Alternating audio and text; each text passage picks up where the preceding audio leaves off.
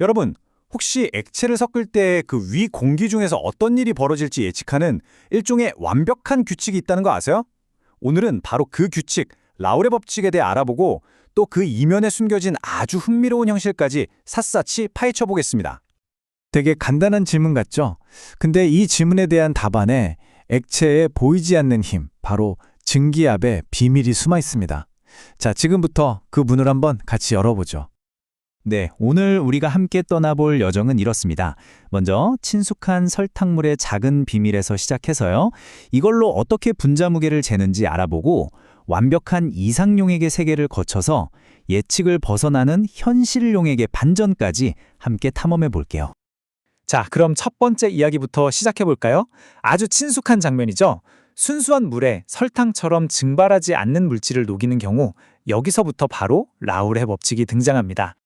이게 진짜 신기한데요. 설탕을 물에 딱 녹이는 그 순간 그 용액이 공기 중으로 뿜어내는 압력, 그러니까 증기압이 순수한 물일 때보다 약해집니다. 이 현상을 바로 증기압 내림이라고 부르는 거죠. 왜 그런지 이 슬라이드가 아주 잘 보여주는데요. 여기 용액 표면 한번 보실래요? 설탕 입자들이 마치 문지기처럼 표면 여기저기를 떡하니 차지하고 있잖아요. 바로 이것 때문에 원래 자유롭게 밖으로 날아가야 할 물 분자들이 탈출하기가 더 힘들어지는 거예요. 그 결과 증기압이 낮아지는 거고요. 그리고 이 현상을 숫자로 아주 깔끔하게 정리한 게 바로 라우레 법칙입니다. 생각보다 간단해요. 용액의 증기압은요, 전체 입자 중에서 순수한 용매, 그러니까 물 분자가 차지하는 비율, 이걸 몰 분율이라고 하거든요. 이 몰 분율에 그냥 정비례한다는 겁니다. 당연하겠죠. 물 분자가 많을수록 증기압도 세지는 거니까요. 그럼 이 법칙이 그냥 이론으로만 그치는 걸까요? 아니요, 절대 아닙니다. 이걸로 뭘 할 수 있냐면요. 마치 화학 탐정처럼 증기압이 더 냈다는 아주 작은 단서 하나만 가지고 미지 물질의 정체, 그러니까 분자량을 정확히 알아낼 수가 있어요. 원리는 이래요. 우리가 증기압이 얼마나 내려갔는지를 측정했잖아요. 그럼 라우레 법칙을 거꾸로 이용해서 설탕 입자가 물 입자를 얼마나 방해하고 있는지 그 비율을 알아낼 수 있습니다.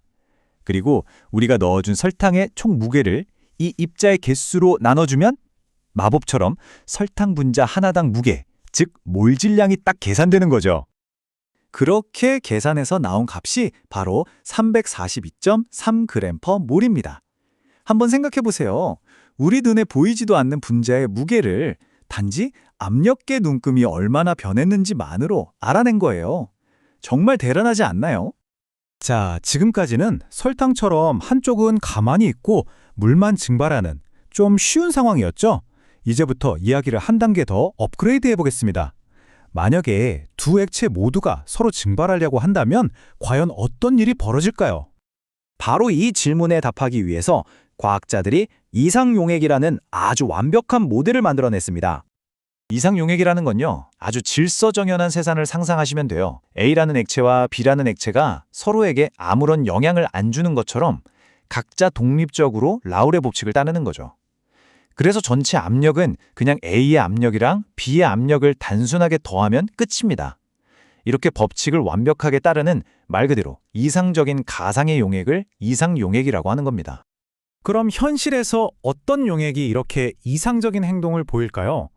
바로 분자들이 서로를 차별하지 않을 때입니다.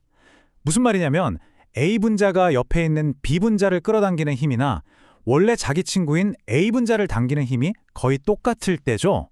분자 구조가 쌍둥이처럼 비슷한 벤젠과 톨루엔을 섞은 경우가 바로 대표적인 예입니다. 이렇게 생각하면 훨씬 쉬워요. 이상용액은 액체 세계의 이상기체 같은 존재입니다. 현실 세계의 복잡한 현상을 측정하고 또 이해하기 위해서 우리가 기준으로 세워둔 완벽하고 단순한 기준점인 셈이죠. 자, 그런데 이야기의 절정은 바로 지금부터입니다. 현실 세계의 대부분의 용액은 사실 이상적이지 않고요. 이 라우레 법칙에서 벗어난다는 거죠. 현실의 용액들이 이 법칙을 벗어나는 방식은 크게 두 가지가 있습니다. 예상보다 더 격렬하게 증발해서 압력이 높아지는 양의 벗어남, 그리고 반대로 예상보다 더 얌전하게 있어서 압력이 낮아지는 음의 벗어남이 있죠. 음의 벗어남은 뭐냐면요. 서로 다른 분자들이 섞였을 때 원래 자기들끼리 있을 때보다 서로를 더 강하게 끌어당기는 경우예요.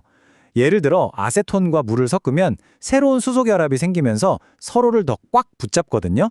그러니 분자들이 증발하기가 더 힘들어지겠죠. 그래서 증기압은 예상보다 낮아지는 겁니다. 반대로 양의 벗어남은 섞어놨더니 오히려 서로를 끌어당기는 힘이 약해지는 경우입니다. 극성인 에탄올과 비극성인 헥세인을 섞는 것처럼요. 분자들이 서로 어울리기를 별로 안 좋아하니까 더 쉽게 표면을 박차고 날아가 버리는 거예요. 그래서 증기압이 예상보다 더 높아지는 거죠. 자, 그럼 이론은 이 정도로 하고 실제 용액을 시험대에 한번 올려보죠. 아세톤과 클로로폼을 섞은 용액은 과연 이 법칙을 착실하게 따를까요? 아니면 벗어날까요? 먼저 기준점부터 세워보죠. 만약 이 용액이 라울의 법칙을 완벽하게 따르는 이상 용액이라면 계산상 증기압은 정확히 319토르가 나와야 합니다. 그런데 실제 실험실에서 측정한 값은 어땠을까요?